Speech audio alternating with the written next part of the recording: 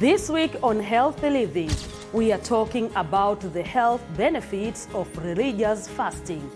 Also, an expert shares some advice on how to stay healthy while fasting. Plus, do you salivate less or more when fasting? We will have some tips.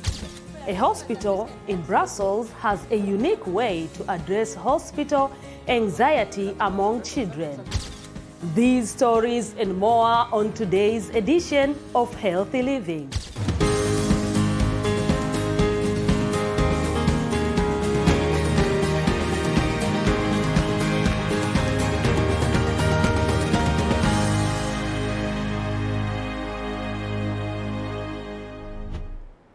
Hello and welcome to Healthy Living. I'm Mkamiti Kibayasi.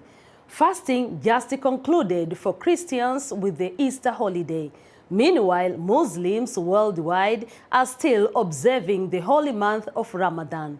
They are abstaining from eating, drinking, and smoking from dawn to dusk. Some people fast to lose weight and not for religious purposes. According to research published by the U.S. National Institute of Health, some types of fasting may have positive effects on health, like controlling hypertension, inflammation, and blood sugar. Fasting may also have negative effects, including unwanted weight loss. Let's go to Ethiopia, where the majority of population is Orthodox and Muslim. Kennedy Abate will show us how people practice fasting and what health benefits they are receiving. The family of Abdul Qadir Abdu, who lives in the Figa neighborhood in Addis Ababa, has gathered around a meal after an all-day fasting. Abdu says they opt for fruits and vegetables instead of heavy meals during iftar. Thanks be to Allah, since we have been fasting all day, eating things like fruits will be easier for the stomach to digest. After that, we will have a prayer. Eating the next meal is not advisable until after the prayers. Social interactions are more frequent during fasting. Neighbors visit each other more during the fasting season. During our visit to Abdu's family, we see that neighbors and other guests join the iftar. One of them is Mr. Teke Girmay, who is an Orthodox Christian who has been fasting all day long. Orthodox Christians abstain from food until at least 3 p.m. in the afternoon, and when they do eat, they won't be consuming dairy and meat throughout the fasting season. Girmay, who says his health condition is showing improvement during the fasting season, is now contemplating to stay away from meat altogether. By the way, when I was young and hadn't started fasting, I used to think that I couldn't live without meat. However, after I began fasting, my health has shown improvements. Now I find it difficult to eat meat after the fasting season is over. There are several elements that arise from eating meat. I think God came up with fasting so we can be healthy. The other guest who attended the iftar at Abdul's home is Abdurrahman Muhammad, who says the health benefits of fasting has been described in the religious books. Science has backed the fact that fasting has health benefits. People with big bellies like me are advised to do something about it. Religious documents say fasting has many health benefits. Internal medicine specialist Dr. Blaine Amsalu says fasting has physical and psychological benefits. Fasting has great many health benefits. Overweight people will lose their extra pounds. The chance of having stomach ailments is less. Fasting keeps us away from alcohol. It will also bring variety in what we eat, and there will be less meat and dairy products. We tend to eat a balanced diet during fasting, and this has physical and mental benefits. It helps us adapt a better lifestyle. Dr. Amsalu advises that even after the end of the fasting season, people should be careful what they consume so they won't risk their health. She says their eating habits should be in such a way that is beneficial for their health.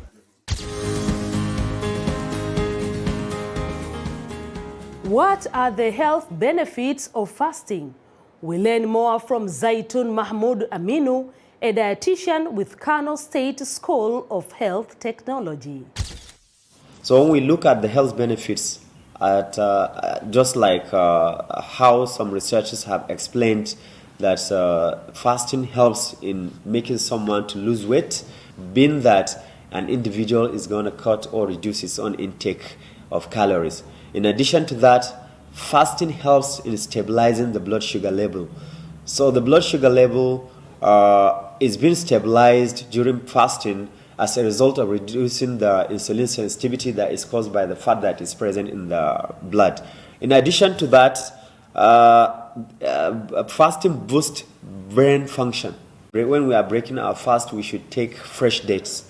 If we are not able to get fresh dates, we should take dry one. If we are not able to get that, we can take water. So when you look at these things that our religion taught us, you will understand that the main aim of that is to replenish back the glucose and the water that we have lost during the fasting period. So it is very important for someone that is breaking his fast to take something that will bring back his own glucose level and also bring back the water that he has lost during the fasting period. For example, we can take fruits or vegetables that are rich, that are containing much amount of water. Let's take, for example, watermelon. Watermelon is a very good fruit that has much water in it and also has glucose level that can enhance or can replenish back the glucose in our blood. If you want to fast and you know that you have some medical conditions, you have to seek for medical advice. You have to go and ask your consultant and know whether it is allowed for you to fast or not, because some people, for example, if someone has ulcer, if you have ulcer or you have diabetes, it is very dangerous for someone to fast without medical advice. So it is always recommended that if you want to fast and you know that you have some medical conditions, you have to go and seek advice from a physician. That is very important.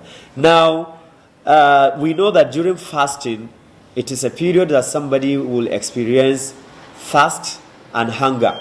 So when somebody is fasting and the level of dehydration is high, or the hunger is making somebody to become unconscious, it means that there is need for that individual to stop fasting, because not stopping fasting could lead to death. When somebody's blood sugar level is down, the condition we call hypoglycemia, is a very dangerous condition that can lead to death. So it is always very important for somebody to remain alert.